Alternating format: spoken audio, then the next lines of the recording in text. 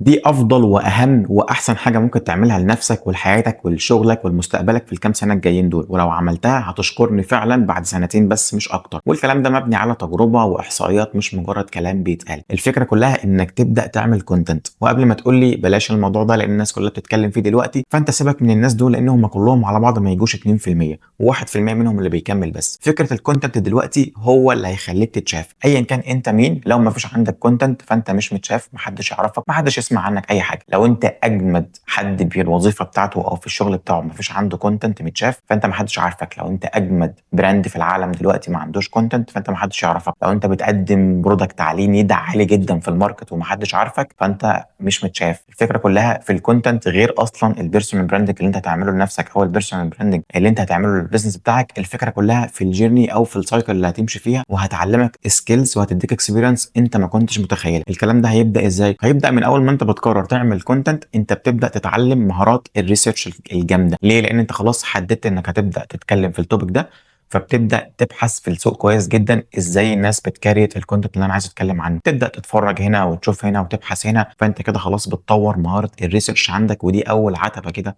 بسم الله الرحمن الرحيم. تاني حاجه بتتعلم الكوبي رايتنج او السكريبت رايتنج، لان بالتالي انت مش هتفتح الكاميرا وتتكلم دايما، في هيجي عليك وقت انك محتاج تكتب سكريبت. فمن هنا هتبدا تتعلم الكوبي رايتنج او الكونتنت كرييشن او السكريبت رايتنج من غير ما تحس. الحاجه الثانيه انت محتاج تعمل ببلش الفيديو ده، فبالتالي عندك وقفات، عندك همهمه، عندك لقلقه، محتاج تظبط الكلام ده وتشيله عشان الفيديو يظهر بشكل احترافي شويه. فبالتالي هتروح تشوف اي برنامج مونتاج وتبدا تتعلم عليه وتبدا تحط الفيديو بتاعك وتبدا تقط الحاجات دي كلها. فمن هنا اتعلمت المونتاج. بعدها خلاص انت عملت ريندر للفيديو بتاعك وهتروح تعمل ببلش للكونتنت ده على السوشيال ميديا، فبالتالي محتاج تكتب ديسكريبشن. من هنا تتعلم الاس او او، وهتتعلم الديسكريبشن، وهتتعلم الديجيتال ماركتنج وانت برضو مش حاسس. انا عارف ان الكلام ده كله قشور ومش هتتعلم كل الاساسيات او هتدخل في العمق بتاع كل مجال فيهم، ولكن انت هيكون عندك بيزك قويه في كل النواحي بتاعت الديجيتال ماركتنج، من اول الماركت ريسيرش، من اول الافكار، الكتابه، المحتوى، التصوير، المونتاج، الايديت، المانجمنت للسوشيال ميديا. كل الحاجات دي انت هتتعلمها. الحاجات دي كلها اصلا في واحد بس متخصص في كل حاجه فيهم، دي شغلانته الاساسيه. فانت لو اخدت بالك انت اشتغلت 4 5 6 شغلانات وانت مش حاسس.